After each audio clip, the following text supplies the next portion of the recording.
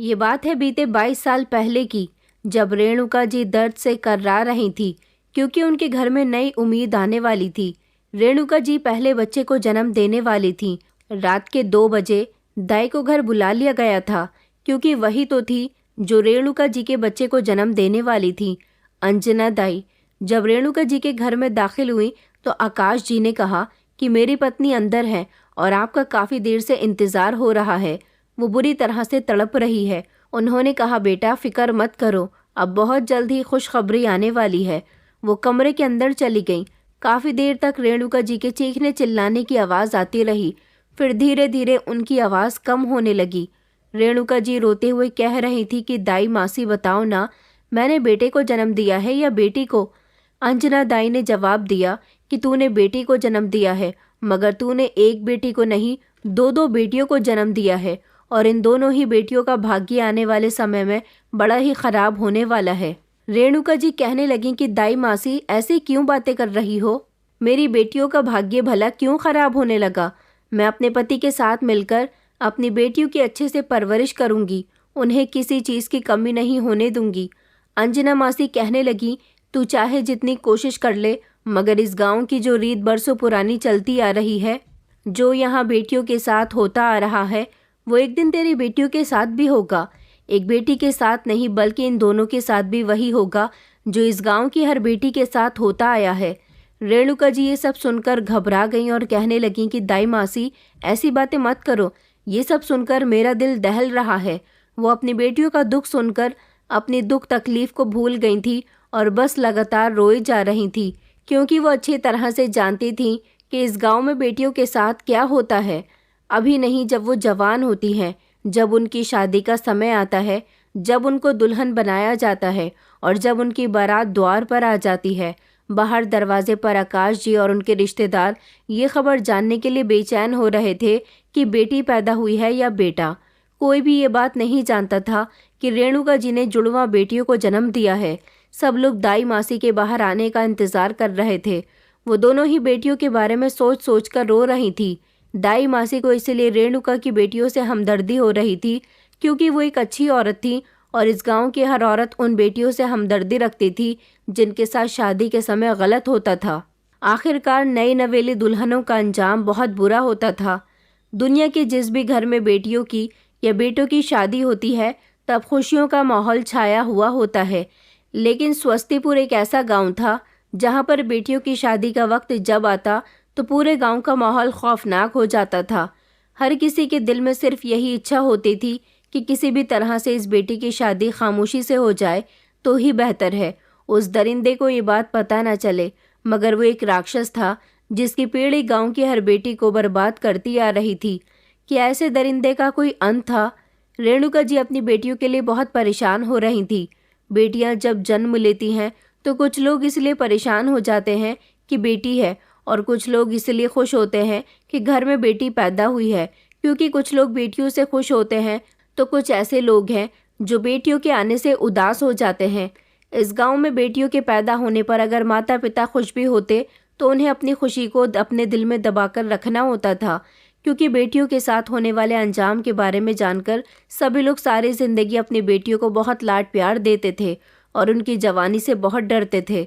रेणुका जी ने रोते रोते फिर एक उपाय सोचा, और वो उपाय जब उन्होंने अंजना दाई को बताया तो वो कहने लगी कि नहीं, तू ऐसा नहीं कर सकती रेणुका, तुझे नहीं पता कि अगर किसी को पता चल गया तो क्या होगा। रेणुका जी ने कहा कि इस बारे में किसी को भला कैसे पता चल सकता है, क्योंकि ये बात बंद कमरे के अंदर मौजूद है। उन्होंने अंजना दाई से पेपर और पेन उठाने के लिए कहा और फिर उसके बाद उन्होंने एक ख़त लिखा जो उन्होंने अपनी बहन के नाम लिखा था। और फिर वो अंजना दाई से रिक्वेस्ट करने लगी कि दाई मासी, मेरी एक बेटी की इज्जत बचा लो। मैं भले ही अपनी दोनों बेटियों की इज्जत जवान होने के बाद नहीं बचा सकती, मगर एक की तो इज्जत बचा ही सकती हूँ। दाई मासी हैरान रह गई थी। रेणुका जी के आंसू उनसे देखे नहीं जा रहे थे। फिर रेणुका जी ने खत लिखकर दाई मासी को दिया। उस खत में जो लिखा हुआ था उसे पढ़कर दाई मासी रेणुका जी की बात मानने के लिए तैयार हो गई। मेरा नाम अंशिका है। मैंने होश संभाला तो खुद को एक अमीर परिवार में पाया था। मेरे मम्मी पापा मुझसे बहुत प्यार करते थे। मेरे 2 भाई थे और दोनों ही भाई मुझसे उम्र में बड़े थे। वो दोनों ही आउट ऑफ कंट्री में पढ़ाई कर रहे थे। मैं मम्मी पापा की इतनी लाडली थी कि उन्होंने मुझे अपने शहर से बाहर कभी जाने ही नहीं दिया था। वो लोग तो मुझे अपनी आंखों से ओझल भी नहीं होने देते थे। छुट्टियों में मेरे दोनों भाई घर पर आ जाते थे। बड़े भाई की पढ़ाई पूरी हुई तो वो पापा का बिजनेस संभालने लगे थे, जबकि छोटे भाई की पढ़ाई अभी भी जारी थी। बचपन से लेकर जवान होने तक का सफ़र मेरे अपने घर में मेरा बहुत अच्छा गुजरा था, लेकिन अब एक वक्त ऐसा आ चुका था जो हमारे लिए बहुत कड़ा समय था। मेरी मम्मी को कैंसर जैसी बड़ी बीमारी हो गई थी, जिसके बारे में हमें अभी कुछ समय पहले ही पता चला था। मम्मी बहुत ज़्यादा बीमार रहने लगी थी। उनका इलाज चल रहा था, मगर डॉक्टर ने कहा था कि उनकी बीमारी लास्ट स्टेज पर आ गई है और इनका इलाज अब पॉसिबल नहीं है। इसलिए आप लोगों को उनकी सेवा करनी होगी, इनका ख्याल रखना होगा। उनकी ज़िंदगी के कुछ दिन ही बाकी रह गए हैं जिसमें आप उनकी सेवा कर सकते हैं। हम लोग बहुत परेशान हो गए थे। मैं अपनी मम्मी के बिना नहीं रह सकती थी। मेरे छोटे भैया भी घर आ गए थे और हम सब लोग मिलकर मम्मी का बहुत ख्याल रखते थे। मगर न जाने क्यों अपने अंतिम समय में मम्मी बार बार मुझसे यही कह रही थी कि मेरे जाने के बाद अपना ख्याल रखना। एक सच्चाई है जो शायद तुम्हें मेरे जाने के बाद पता चलेगी। मम्मी की तबीयत इतनी ख़राब थी कि उनके मुंह से निकले हुए शब्द बहुत घबराए हुए से थे। वो जो भी बोल रही थी कुछ भी साफ सुनाई नहीं दे रहा था, मगर उनके ये शब्द मैं साफ साफ सुन चुकी थी। मैं उनसे उनकी ऐसी बातों का मतलब पूछती तो पापा कहते कि बेटा, अपनी मम्मी को ज़्यादा बातों में मत उलझाओ, उनसे ज़्यादा बात मत करो। पापा मुझे वहाँ से टाल दिया करते थे। लाख कोशिशों के बावजूद भी कुछ दिनों तक ही मम्मी जिंदा रह सकी थी। एक सुबह मम्मी को जब हमने जगाने की कोशिश की तो उनकी आंख नहीं खुली और फिर पूरा घर चीखों से गूंज उठा था। हम सब लोग बुरी तरह से रो रहे थे। मेरी मम्मी के सारे रिश्तेदारों को और मेरे पापा के भी सारे रिश्तेदारों को मम्मी की मौत की खबर दे दी गई थी। सब लोग उनकी अंतिम क्रिया में आ गए थे। मेरा तो रो रो कर बुरा हाल हो रहा था। मम्मी का अंतिम संस्कार हो चुका था। हमारे घर में ढेर सारे मेहमान आए हुए थे। मुझे अपना थोड़ा होश आया तो मैं कुछ संभली थी, मगर इस बीच मैंने कुछ ऐसा देखा था जिसे देखकर मेरे होश उड़ गए थे। मेरे ही नहीं बल्कि मेरे दोनों भाई भी हैरान थे। मैं अपने पापा के तो लगभग सभी रिश्तेदारों को जानती थी, लेकिन मुझे इतना पता था कि मेरे मम्मी के मायके वाला कोई भी नहीं है, क्योंकि मम्मी हमेशा मेरे ददिहाल वालों के बारे में जिक्र किया करती थी। उन्होंने कभी अपने मायके वालों के बारे में कुछ नहीं बताया था। उन्होंने एक बार मुझे बताया था कि मेरे माता पिता बचपन में ही मर गए थे। मेरा कोई भाई नहीं था। मैं अपने माता पिता की इकलौती बेटी थी, लेकिन हमारे घर में एक परिवार ऐसा आया हुआ था जिसके बारे में पापा दोनों भाइयों को बता रहे थे कि ये तुम्हारी आंटी हैं और ये गांव से आई हुई हैं। पापा तो हम तीनों भाई बहन को आंटी के परिवार से मिलवा रहे थे, मगर मेरी नज़र उसके ऊपर टिकी हुई थी जिनकी शक्ल बिल्कुल मुझसे मिलती थी। हमारे यहाँ आने वाले बाकी के मेहमान भी उसे ही देख रहे थे। वो बहुत घबरा रही थी, जिसका हुलिया भी मुझसे बहुत अलग था, मगर शक्ल बिल्कुल मेरी जैसी ही थी। ये कौन थी? मैं अपने पापा को चौंक कर देख रही थी। मेरे दोनों भाई मुझे कमरे में जाने के लिए कहने लगे, मगर मैं ऐसे कैसे जा सकती थी? मुझे मेरे सारे सवालों का जवाब चाहिए था, मगर मेरे दोनों भाई मुझे वहाँ से कमरे में ले आए थे। पापा भी थोड़ी देर के बाद कमरे में आ गए थे। मैंने पापा से कहा, पापा आखिर ये सब कुछ क्या हो रहा है? मम्मी की एक बहन भी है, ये बात तो मैं नहीं जानती थी। न कभी आप में से किसी ने मुझे इस बारे में बताया था। और वो लड़की, वो उनके साथ जो लड़की आई है, वो हूबहू मेरे जैसी क्यों दिखती है? पापा कहने लगे कि बेटा तुम शांत हो जाओ, मैं तुम्हें तुम्हारे सारे सवालों के जवाब दूंगा।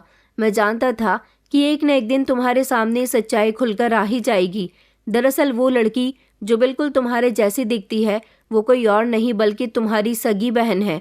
और तुम्हारी मम्मी और मैं तुम्हारे सगे माता पिता नहीं है, बल्कि बाहर जो लोग मौजूद हैं वही तुम्हारा अपना परिवार है। पापा के मुंह से ऐसे शब्द सुनकर तो मेरे होश उड़ गए थे। मैंने कहा, ऐसा कैसे हो सकता है? ऐसा नहीं हो सकता। एक तो मेरी मम्मी की मौत, ऊपर से पापा के कहे हुए शब्द मेरा दिल चीर कर निकाल रहे थे। मैंने कहा, पापा ऐसा कैसे हो सकता है? पापा अलमारी की तरफ मुड़े और उन्होंने पुराने सामान से एक पुराना सा पेपर निकालकर मुझे दिया और कहने लगे कि इसे पढ़ो, इसे पढ़कर तुम्हें खुद ब खुद सब कुछ समझ आ जाएगा। जैसे ही मैंने इस कागज़ को हाथ में लिया, इसकी हालत बता रही थी कि ये कई सालों पुराना कागज़ है। मैंने उसे पढ़ना शुरू किया। मेरी प्यारी बहन भावना, मैं तुम्हारी बहन रेणुका जो तुमसे एक आस की उम्मीद कर रही है। मैं जानती हूँ कि तुम्हारे अलावा मेरी कोई मदद नहीं कर सकता। आखिरकार हम दोनों बहनें ही तो एक दूसरे की सुख दुख की साथी हैं। मैंने 2 जुड़वा बेटियों को जन्म दिया है। मैं अपनी बड़ी बेटी तुम्हारे हवाले सौंप रही हूँ। मेरी बेटी को माँ बनकर पालना, उसे कभी मेरे बारे में मत बताना। हमारे गांव में बेटियों की जब शादी होती है तब सबसे पहले उन्हें किसी की हवस का शिकार होना पड़ता है। मैं नहीं चाहती कि मेरी दोनों ही बेटियां इस तकलीफ से गुजरें।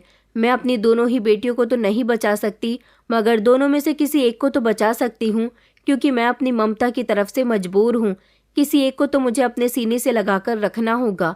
मेरी एक बेटी तुम्हारे पास रहेगी तो वो इस गांव से महफूज रहेगी और हमारे गांव में बेटियों के साथ होने वाले अत्याचार से भी बची रहेगी। इसलिए मैं अपने गांव की दाई के हाथों अपनी बेटी को तुम्हें भिजवा रही हूँ। ये बात किसी को नहीं पता है कि मैंने 2 बेटियों को जन्म दिया है। दाई मासी खामोशी से मेरी बेटी तुम्हारे पास लेकर आ जाएगी। वो तुम्हें ये खत दे देंगी। तुम तो काफ़ी अमीर हो, ऊपर वाले ने तुम्हें बेटी भी नहीं दी। मेरी बेटी तुम्हें एक बेटी की माँ बनने का सुख देगी। बस मेरी तुमसे एक गुजारिश है कि दाई मासी को कुछ पैसे दे देना, क्योंकि मैंने दाई मासी को कहा है कि वो पैसों की खातिर तो मेरी बेटी को शहर ले जाएं। मेरी बहन आपको पैसे दे देगी, जिसकी वजह से दाई मासी कभी भी ये सच किसी को नहीं बताएंगी। तुम्हारी लाडली बहन रेणुका। वो लेटर पढ़ने के बाद मेरी आंखों में आंसू आ गए थे। पापा कहने लगे, उस रात जब वो औरत तुम्हें अपनी गोद में लेकर हमारे घर के दरवाजे पर आई थी तो उसने हमें ये खत दिया था। ये खत पढ़कर तुम्हारी मम्मी ने फौरन ही तुम्हें अपनी गोद में ले लिया था और उस दाई को उसकी रकम देकर भेज दिया था। बाहर जो लोग बैठे हुए हैं वो तुम्हारे माता पिता हैं और उनके साथ जो लड़की है वो तुम्हारी सगी बहन है। तुम्हें याद है, बीमारी के अंतिम दिनों में तुम्हारी मम्मी तुमसे यही कहती थी कि मेरे जाने के बाद तुम्हें एक सच पता चलेगा। वो सच यही था, क्योंकि सारी जिंदगी उन्होंने तुम्हारी परवरिश करने के चक्कर में अपनी बहन से भी कभी मेल जोल नहीं रखा कि अगर वो यहाँ आई तो उसकी ममता तुम्हारे लिए जाग उठेगी। मगर अब तुम्हारी मासी से रुका नहीं गया और वो पूरे 22 साल बाद अपनी बहन से मिलने के लिए आ गई। वो अपनी जवान बेटी को वहाँ स्वस्तिपुर में अकेला छोड़कर नहीं आ सकती थी, इसलिए वो तुम्हारी बहन को भी साथ लेकर आई हैं। मैंने पापा से कहा, लेकिन मैं तो आपको ही अपना माता पिता मानती हूँ और हमेशा मानती रहूँगी। पापा कहने लगे कि बेटा, हाँ तुम मेरी ही बेटी रहोगी, लेकिन जो सच्चाई है उसे झुटलाया नहीं जा सकता। सच्चाई जानकर मुझे बेहद अफसोस हुआ था कि एक मजबूरी के कारण मेरी माँ ने जन्म के बाद मुझे अपनी बहन के घर भेज दिया था और सारी जिंदगी मेरी परवरिश करने वाली माँ ने भी मुझे अपनी बहन के बारे में नहीं बताया। पापा ने उन लोगों को कमरे के अंदर बुला लिया था क्योंकि बाहर सारे मेहमान मौजूद थे और ये सच्चाई हम लोग बाहर के लोगों के सामने नहीं आने देना चाहते थे। मेरे सगे पिता आकाश और मेरी सगी माँ रेणुका, मेरी बहन पूर्वी को तो मैं लगातार देखे चली जा रही थी। मैंने हमेशा जुड़वा लड़के लड़कियों के बारे में सुना था, मगर आज पहली बार अपनी आंखों के सामने मैं अपनी जुड़वा बहन को देख रही थी। वो भी मुझे देखकर कुछ इसी तरह से हैरान हो रही थी, क्योंकि वो भी सच्चाई नहीं जानती थी और उस दिन उसको भी सारी सच्चाई का पता चल गया था। मेरी सगी माँ ने मेरे सगे पिता से भी ये बात छुपा कर रखी थी कि उस रात उन्होंने 2 बेटियों को जन्म दिया था। मेरे सगे पिता को ये बात बुरी नहीं लगी कि उनकी पत्नी ने इतने सालों से इतनी बड़ी सच्चाई छुपा कर रखी, बल्कि उन्हें खुशी हो रही थी कि अगर उनकी 2 बेटियां थी तो एक बेटी यहाँ शहर में पली बड़ी और सही सलामत है। मगर ऐसा क्यों था? क्या ये लोग अपने गांव को इतना बुरा समझते थे? फिलहाल मेरी बहन, जो काफ़ी डरी सहमी थी और बड़ी ही मासूम लगती थी, मेरे दोनों भाइयों ने कहा था कि आज से तुम भी हमारी बहन हो, क्योंकि मेरी ही तरह मेरे दोनों भाई भी मेरी हकीकत के बारे में नहीं जानते थे। मैंने अपनी बहन पूर्वी से बात की। वो मुझसे बात करके बहुत खुश हुई थी। मुझे उससे मिलकर अच्छा लगा था। अपने परिवार से मिलकर मुझे बहुत खुशी हुई थी, क्योंकि मेरी सगी माँ मेरी नज़र में भले ही मेरी मासी थी, मगर वो मुझे गले लगाकर बहुत रोई थी और मेरे सगे पिता ने भी मेरे सर पर हाथ रखा था। वो लोग कुछ दिन तक हमारे घर पर रहे थे, क्योंकि उनका गांव बहुत दूर था। इतने दिनों में मुझे अपनी मासी का प्यार मिल गया था और फिर एक बहन और मेरे 2 पिता भी। मैं बहुत खुश थी, लेकिन ये सच्चाई अगर मेरी मम्मी के सामने खुल जाती तो ज़्यादा बेहतर होता। फिलहाल वक्त को शायद ऐसा ही मंजूर था। मेरी बहन पूर्वी बहुत अच्छी थी। पहली बार मुझे अपने सामने अपने ही जैसे इंसान को देखकर बहुत खुशी मिल रही थी, और फिर तब जब सामने वाला इंसान हूबहू आपके जैसा हो और आपकी सगी बहन हो। मेरी बहन पूर्वी इतनी सीधी थी कि उसे कुछ भी नहीं आता था। उसने बातों ही बातों में मुझे बताया था कि वो पढ़ी लिखी नहीं है।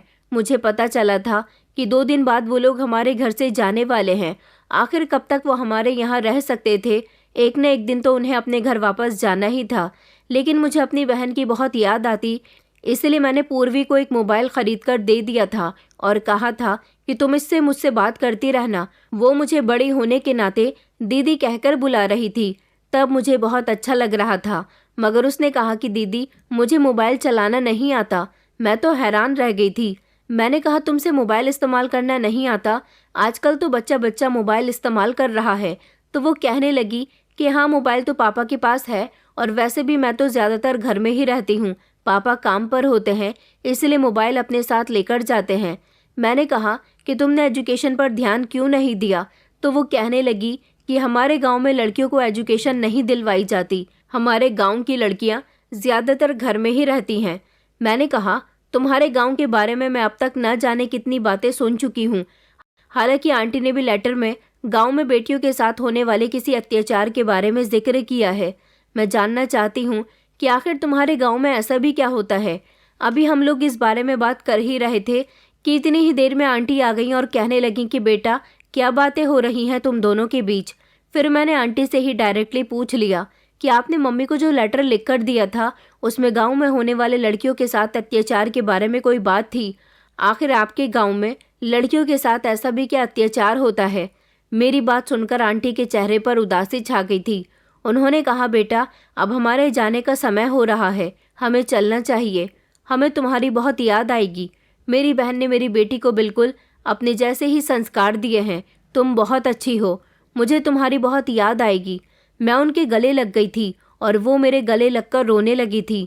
मैंने कहा देखिए आंटी, मैं आपको अपनी आंटी कहती हूँ, मतलब मासी, इसलिए आप मेरी मासी ही रहेंगी। मेरी माँ तो मेरी मम्मी ही थी, बुरा मत मानना, क्योंकि मैं उनको ही अपनी सगी माँ मानती हूँ। मम्मी कहने लगी कि कोई बात नहीं बेटा, मेरी बहन की बेटी और मेरी बेटी अलग अलग नहीं है। वो लोग अपने गांव जाने की तैयारी करने लगे थे। मैंने पूर्वी से कहा था कि मैंने तुम्हें मोबाइल दिया है तो मुझसे बात करती रहना। मैंने तुम्हें मोबाइल थोड़ा बहुत चलाना तो सिखा ही दिया है ना? वो कहने लगी कि जी दीदी, मुझे आपकी सिखाई हुई एक एक चीज़ अच्छी तरह से याद है। पापा ने उन लोगों के लिए गाड़ी तैयार करवा दी थी और ड्राइवर से कहा था कि वो उनको उनके गांव तक ही छोड़कर आए, जबकि मेरे अंकल मना भी कर रहे थे। अंकल जी भी मुझसे बहुत प्यार कर रहे थे, मुझे बार बार आशीर्वाद दे रहे थे। मैंने उनसे कहा था कि मैं एक दिन आप लोगों के गांव ज़रूर आऊँगी। मेरी ये बात सुनते ही उनके चेहरे पर उदासी छा गई थी और उन्होंने फ़ौरन ही हमसे कहा कि बेटा कभी भी हमारे गांव आने की गलती मत करना, वरना अच्छा नहीं होगा। मैं उनकी बात सुनकर चौंक गई। भला वो ऐसा क्यों कह रहे थे?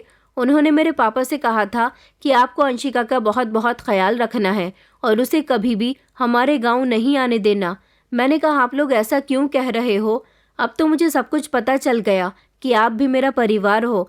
उन्होंने कहा बेटा अभी तुम पूरी बात के बारे में नहीं जानती, हम तुम्हारे आगे हाथ जोड़ते हैं, कभी भी हमारे गांव आने की गलती मत करना। उसके बाद उन लोगों ने हमसे नजरें भी नहीं मिलाई और वो लोग गाड़ी में बैठकर वहां से रवाना हो गए। मैं तो उनके अंदाज देखते ही रह गई थी। वो लोग हमारे घर से चले गए तो जिंदगी अपने रूटीन पर आ गई थी। मैं मम्मी को भले ही नहीं भुला पा रही थी, लेकिन मरने वाले इंसान को सिर्फ याद किया जा सकता है, उसकी खातिर सब कुछ छोड़ा नहीं जा सकता। गाँव जाने के बाद अंकल और आंटी ने तो मुझसे कोई कांटेक्ट नहीं किया था, लेकिन पूर्वी मुझे नहीं भूली थी। उसने पहुंचते ही मुझे फ़ोन किया था और बताया था कि गांव आने के बाद माँ पिताजी बहुत रोए थे। उन्हें अफसोस हो रहा था कि उन्होंने आपको गांव आने से क्यों मना किया। मैंने उससे कहा कि अच्छा चलो ये बात छोड़ो, मैं चाहती हूँ कि तुम एजुकेटेड बनो। वो कहने लगी आप भी क्या पढ़ाई कर रही हो? मैंने कहा कि मैं इंजीनियरिंग की पढ़ाई कर रही हूँ। वो कहने लगी कि आप शहर की लड़कियों के तो मज़े ही मज़े हैं, हमारे गांव में तो लड़कियों को खुलकर हंसने भी नहीं दिया जाता। मैंने कहा मेरी तमन्ना है तुम्हारे गांव ज़रूर आने की, क्योंकि जितनी बातें तुम और तुम्हारे मम्मी पापा मुझे गांव के बारे में बता चुके हैं, उससे तो मुझे यही लगता है कि तुम्हारा गांव सच में बहुत इंटरेस्टेड है, कि तुम्हारा गांव सच में बहुत इंटरेस्टिंग है। पूर्वी मेरी ऐसी बातों पर बहुत हंसती थी। मेरी हर रोज़ पूर्वी से बात होती थी। मैंने अपनी फ्रेंड्स को अपनी बहन के बारे में बताया तो वो लोग भी सुनकर हैरान रह गई थी। कहने लगी क्या सच में तुम्हारी जुड़वा बहन है?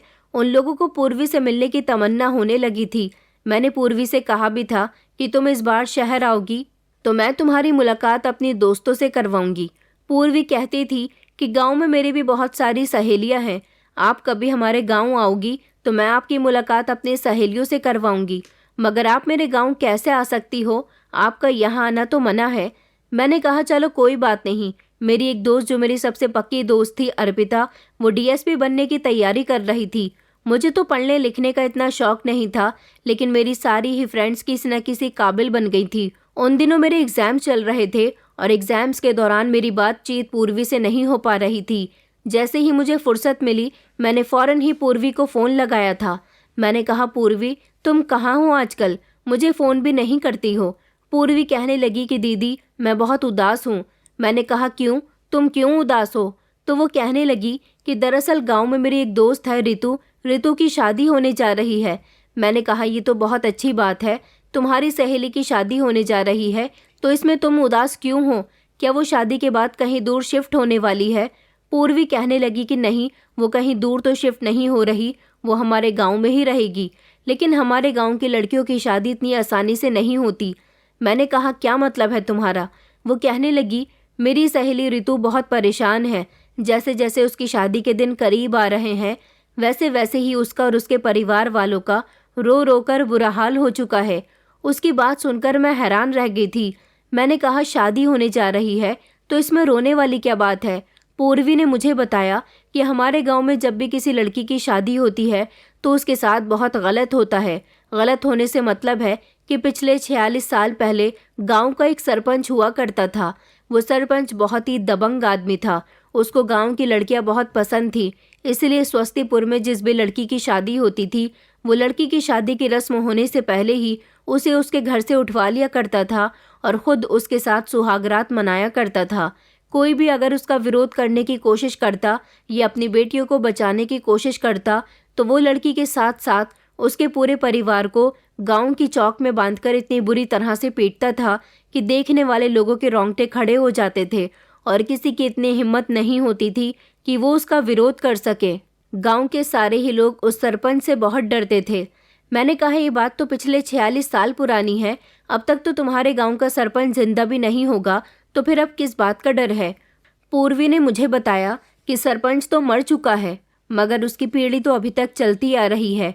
सरपंच के बेटे ने भी गांव की लड़कियों के साथ यही सब कुछ किया और फिर जब चरण सिंह का बेटा ध्रुव सिंह के जवान होने के बाद उसे सरपंच की गद्दी सौंप दी गई तो वो भी यही सब कुछ कर रहा है। सरपंच की पूरी पीढ़ी गांव की लड़कियों की इज्जत के साथ खेलती आ रही है। हमारे गांव में बेटियों की शादी पर दहशत का माहौल छा जाता है। बस मेरी दोस्त इसी वजह से परेशान है कि उसकी शादी वाले दिन भी सरपंच जी के घर से सूचना आएगी और सूचना के मुताबिक दुल्हन को शादी करने से पहले सरपंच जी के घर जाना होगा और सरपंच के साथ सुहागरात मनानी होगी। अगर रितु ने ऐसा नहीं किया तो रितु और उसके परिवार को गांव की चौक में बांधकर बुरी तरह से पीटा जाएगा और इतनी बुरी तरह से पीटा जाएगा कि उनकी जान चली जाएगी। अब तक ये लोग न जाने कितने लोगों की हत्या कर चुके हैं। गांव के सभी लोगों को लगभग अपनी जान प्यारी है, इसलिए कोई भी कुछ नहीं कर सकता। पूर्वी मायूसी भरी आवाज में कहने लगी कि एक दिन मेरे साथ भी ऐसा ही होगा। गांव के सरपंच ने अपना खौफ गांव के ही सारे लोगों के दिल में बिठाया हुआ है और इनका पूरा परिवार ही ऐसा है। मैंने कहा अभी तो तुम्हारी शादी नहीं हो रही, इसलिए तुम्हें इस बारे में बात नहीं करनी चाहिए और अपनी सहेली से भी कहना कि उसे और उसके परिवार को पुलिस के पास जाना चाहिए। गांव के सरपंच के खिलाफ कंप्लेंट दर्ज करानी चाहिए। अभी मैं और पूर्वी बातें कर ही रहे थे जब उधर से मासी आ गई और मासी के आने के बाद पूर्वी ने फ़ोन बंद कर दिया था। मैं पूर्वी और उसकी सहेली के लिए परेशान हो रही थी, इसलिए मैंने सोचा कि मैं भैया से कहती हूँ दोनों भाइयों में से कोई भी मुझे गाँव ले जाए। थोड़ी बहुत देर के लिए तो मैं वहाँ जा ही सकती हूँ।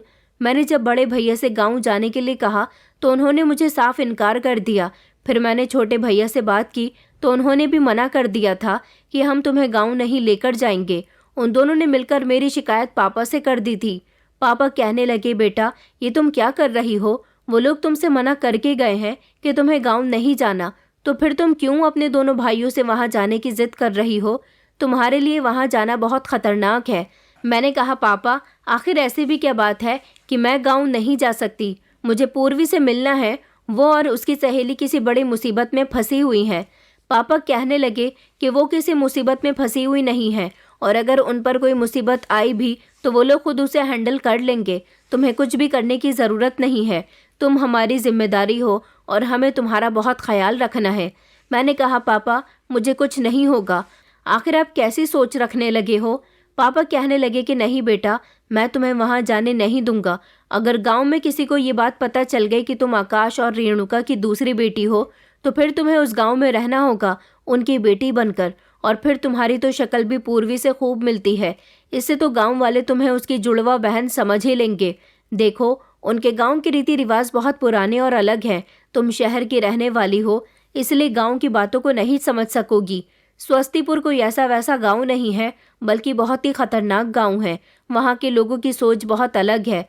वहाँ जाकर तुम बहुत बड़ी मुसीबत में फंस सकती हो और मैं नहीं चाहता कि मेरी बेटी किसी मुसीबत में फंसे। पापा मेरी इस हरकत से नाराज़ हो गए थे, इसीलिए मैं खामोश हो गई थी। मेरी बातचीत अभी भी लगातार पूर्वी से हो रही थी। इधर मेरी पढ़ाई पूरी हो चुकी थी। पापा चाहते थे कि अब मेरी शादी कर दे, मगर मैं अभी शादी नहीं करना चाहती थी। पापा ने कहा था कि तुम पूर्वी से बड़ी हो। पूर्वी के माता पिता का मेरे पास फ़ोन आया था। उनका कहना था कि सबसे पहले तुम्हारी शादी होनी चाहिए, तुम्हारी शादी के बाद ही वो पूर्वी की शादी भी कर देंगे। मैंने कहा लेकिन पूर्वी की शादी वो लोग ऐसे कैसे कर सकते हैं? उस गांव में तो लड़कियों की जब शादी होती है तो उनके साथ बहुत बुरा होता है। पापा कहने लगे बेटा ऐसा तो एक न एक दिन होना ही है। मुझे पूर्वी से ज़्यादा तुम्हारी फिक्र होने लगी है। मैंने तुम्हारा रिश्ता अपने दोस्त के बेटे अभिनय के साथ तय कर दिया है। पापा कहने लगे कि तुम तो अभिनय को बहुत अच्छे से जानती हो ना। मैंने कहा पापा आपको मेरी शादी की इतनी भी क्या जल्दी है? मगर पापा ने मेरी एक न सुनी और मेरा रिश्ता अभिनय के साथ तय कर दिया था। उधर मुझे पूर्वी ने फ़ोन किया और वो फूट फूट कर रोने लगी। मैं उसके रोने से घबरा गई थी। मैंने कहा तुम क्यों रो रही हो? पूर्वी कहने लगी कि दीदी मेरी शादी होने जा रही है और मैं शादी नहीं करना चाहती। मैंने आपको बताया था ना कि हमारे गांव में लड़कियों के साथ क्या क्या होता है। मैंने कहा पूर्वी तुम्हें रोने की ज़रूरत नहीं है। मैं अंकल आंटी से बात करूंगी और उनसे कहूंगी कि तुम्हारी शादी यहाँ शहर आकर करें। उधर गांव में शादी करने की कोई ज़रूरत नहीं है। अभिनय मेरे पापा के दोस्त का बेटा था। जब से अभिनय और मेरा रिश्ता तय हुआ था तभी से वो मुझे फ़ोन कर करके मेरा दिमाग ख़राब कर रहा था। उसके कॉल्स को मैं बड़ी मुश्किल से इग्नोर कर रही थी, लेकिन मुझे कुछ भी करके गांव जाना था और अंकल आंटी को समझाना था कि वो पूर्वी की शादी अपने गांव में ना करें।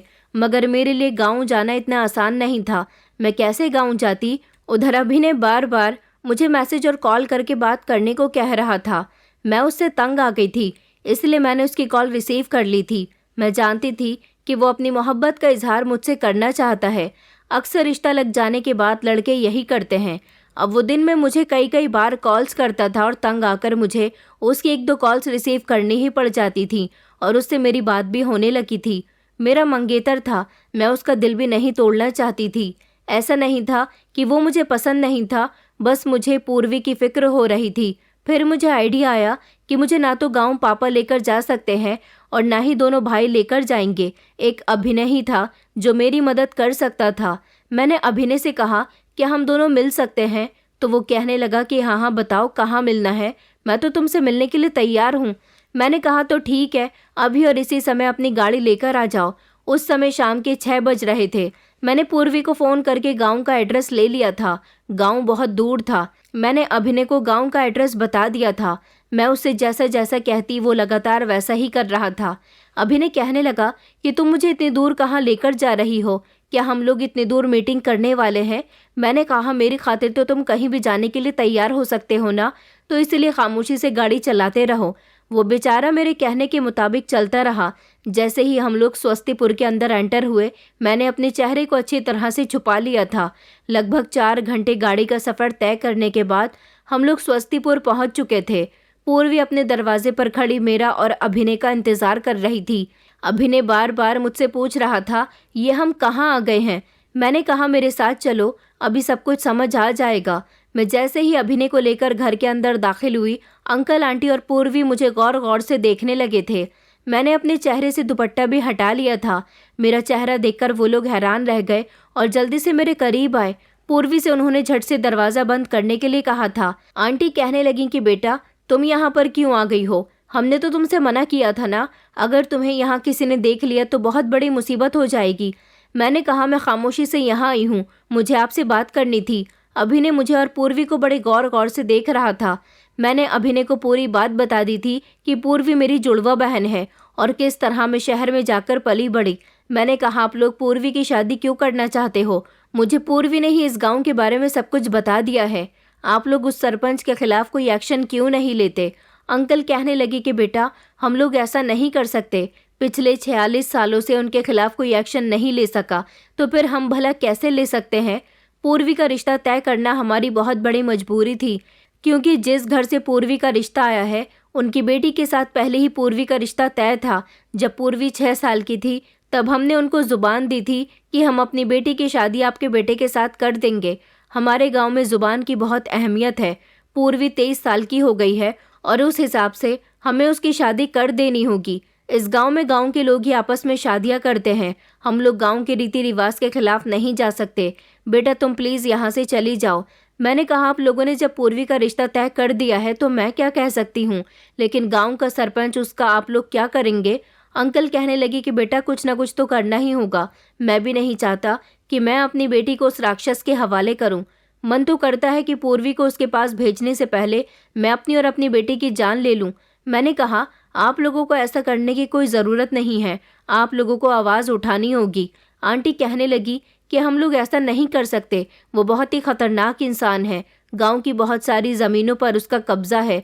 गांव के गरीबों पर वो अपना राज चलाता है। हम लोगों से हर हफ्ते महीना वसूल करता है। इस गांव के सारे ही लोग लगभग उसके आगे दबे हुए हैं, कोई कुछ नहीं कर सकता। उन्होंने कहा कि बेटा हमें पूर्वी की शादी भी इसी तरह से करनी होगी जैसे गांव की हर लड़की की हुई है। मैंने कहा लेकिन मैं अपनी बहन के साथ ऐसा नहीं होने दूंगी। वो लोग कहने लगे तो फिर तुम क्या करोगी? मैंने कहा मैं पूर्वी की जगह खुद उस राक्षस का सामना करूंगी। अभिनय कहने लगा कि तुम पागल हो गई हो, अंकल आंटी ने बताया है कि वो आदमी बहुत खतरनाक है तो तुम्हें उसके पास जाने की क्या ज़रूरत है। अंकल आंटी भी कहने लगे कि नहीं नहीं तुम यहाँ से चली जाओ। मैंने कहा मैं यहाँ से नहीं जाऊंगी, मगर उन लोगों ने मुझे मेरी मम्मी की कसम देकर वापस जाने के लिए कहा। यहाँ पर मैं मजबूर हो गई थी, इसलिए मुझे अभिनय के साथ वापस आना पड़ गया था।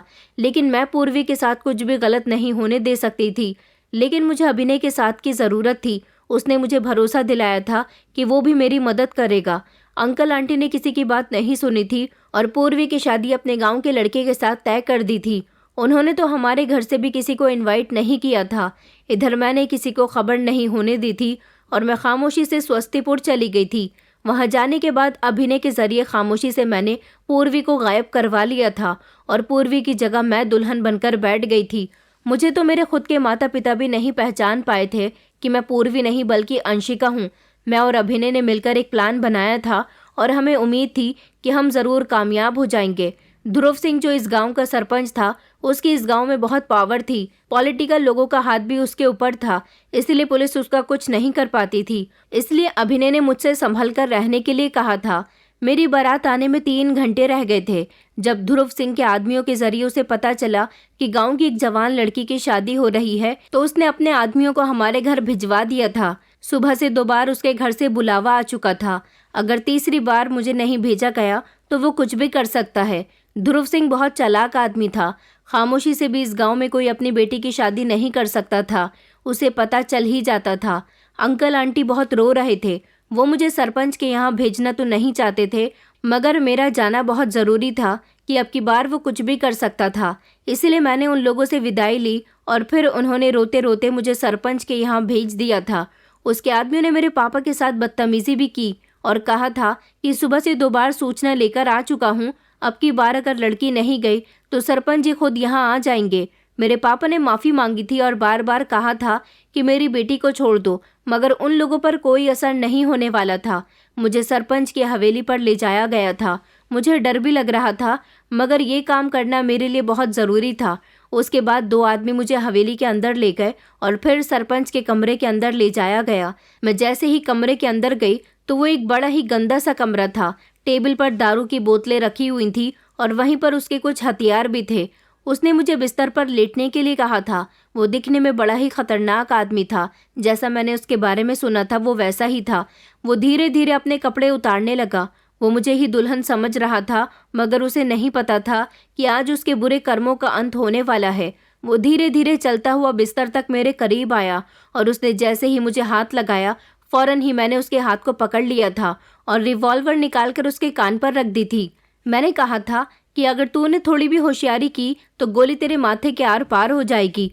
वो शोर मचाने लगा और कहने लगा कि कौन है तू, कहाँ से आई है। उसे लगा था कि मैं पुलिस हूँ, मगर मैं पुलिस नहीं थी, बल्कि मैंने पुलिस की सहायता ली थी। यहाँ की पुलिस की नहीं, क्योंकि यहाँ की पुलिस तो बिकी हुई थी, जिसे इन जैसे लोगों ने खरीदा हुआ था। मैंने अपने शहर की पुलिस और अपनी सहेली डीएसपी अर्पिता से मदद ली थी, जो हमारे शहर की डीएसपी अफसर बन चुकी थी। मैं उसको पकड़कर उसके माथे पर रिवॉल्वर रखकर उसे चलाते हुए बाहर तक ले आई थी, जहाँ पर पुलिस भी आ चुकी थी। पुलिस को देखकर वो घबरा गया था। उसने मेरी तरफ देखकर कहा, ए लड़की, तू ठीक नहीं कर रही है। तुझे कुछ नहीं पता कि मैं तेरा क्या कुछ नहीं कर सकता। मुझे छोड़ दो। अपनी सलामती चाहती हो तो यहाँ से चली जाओ। तभी डीएसपी अर्पिता ने आकर उसे अपनी हिरासत में ले लिया और कहा कि अब तुझे पता चलेगा कि तेरे साथ क्या होता है। उधर के एरिया के डीएम साहब और एसपी साहब को भी बुला लिया गया था। उस गांव में मौजूद थाने के जितने भी पुलिस वाले थे, उन सब के खिलाफ भी कार्यवाही की गई थी। उन सबको भी अरेस्ट कर लिया गया था और गिरफ्तार करने के बाद में पूरी फोर्स ने चारों तरफ से गांव को घेर लिया था। ध्रुव सिंह और उसके पूरे परिवार को भी हिरासत में ले लिया गया था, क्योंकि उसके घर की औरतें और मर्द भी गांव के लोगों पर अत्याचार करते थे। औरतें गांव की औरतों के साथ मारपीट किया करती थीं, उन पर अपना रोब जमाया करती थीं, जबकि आदमी औरतों के साथ बलात्कार किया करते थे। उन लोगों पर ऐसी ऐसी धाराएं लगाई गई थी कि वो कभी जेल से न छूट सके। उसके और उसके पूरे परिवार के अंडर में जितने भी काम करने वाले आदमी थे, उन सबको भी अरेस्ट कर लिया गया था।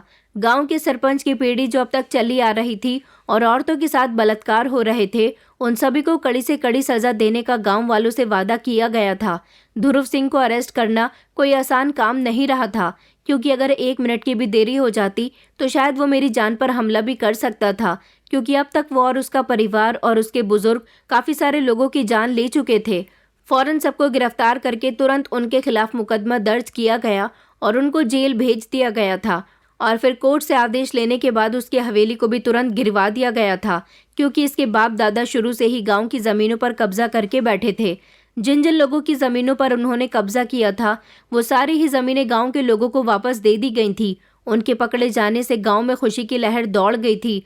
इन लोगों की जितने भी गुप्त जगह थी, उन जगह की इंक्वायरी की गई। उस दिन अंकल आंटी को नहीं पता था कि मैं पूर्वी हूँ, लेकिन जब बाद में पूर्वी को उनके सामने लाया गया तब वो समझ गए थे कि इतनी हिम्मत का काम सिर्फ एक पढ़ी लिखी लड़की ही कर सकती है। उन्होंने मेरे हाथ में रिवॉल्वर देखा था। पूर्वी कभी भी अपने हाथ में रिवॉल्वर नहीं ले सकती थी, क्योंकि वो गांव की सीधी सादी और भोली भाली लड़की थी, जबकि मैं शहर की पढ़ी लिखी और साहसी लड़की थी। मैंने हिम्मत करके अभिनय और अपनी दोस्त डीएसपी अर्पिता की मदद से गांव के लोगों को सरपंच के अत्याचारों से आज़ाद करवाया था, वरना किसी में आज तक इतनी हिम्मत नहीं थी कि सरपंच के खिलाफ कोई भी जा सके। ये लोग तो उसकी 3 पीढ़ियों से अत्याचार सहते आ रहे थे। ध्रुव सिंह का गांव से नामो निशान मिटा दिया गया था। मेरी दोस्त ने मेरी बहुत मदद की थी। मैं और मेरा पूरा गांव उसका शुक्रगुजार है। गांव में अच्छे और सच्चे कानून की व्यवस्था की गई। उस दिन के बाद सारे गांव वालों को इकट्ठा करके उन लोगों को विश्वास दिलाया गया कि अब गांव में ऐसा कोई दबंग नहीं आएगा जो आप लोगों को परेशान कर सके। उस दिन के बाद से ही गांव वाले अपनी बेटियों की शादी सुकून से करने लगे थे। मेरी बहन की शादी भी उसी दिन की गई। अंकल आंटी बहुत खुश थे, जो एक रिश्ते से मेरे माता पिता भी लगते थे। कुछ समय बाद मेरी अभिनय के साथ शादी हो गई और फिर मैं भी अपनी ससुराल में खुशी खुशी रहने लगी। स्वस्तिपुर में आज भी लड़कियों की शादी होती है, मगर अब लोग अपनी बेटियों की शादी बड़ी खुशी और धूमधाम के साथ करते हैं। अगर आप लोग भी किसी ऐसे गांव, जिले या कस्बे जैसी जगह पर किसी ऐसे दबंग का रोब देखते हैं तो उनके खिलाफ आवाज़ ज़रूर उठाइए जो आपको परेशान करते हैं, क्योंकि जुल्म होते हुए देखना भी उतना ही तकलीफदेह होता है जितना जुल्म सहना होता है। और हो सके तो गांव के रीति रिवाजों को बदलने की कोशिश कीजिए, क्योंकि अब हम नए ज़माने में जी रहे हैं। गांव के लोगों को पुरानी सोच बदल देनी चाहिए। दोस्तों, उम्मीद करती हूँ आपको हमारी कहानी पसंद आई होगी। कहानी पसंद आई है तो वीडियो को लाइक करें, चैनल पर नए हैं तो चैनल को सब्सक्राइब करें और हाँ, नोटिफिकेशन बेल को ज़रूर दबाएं ताकि अगली अपडेट सबसे पहले आपको मिले।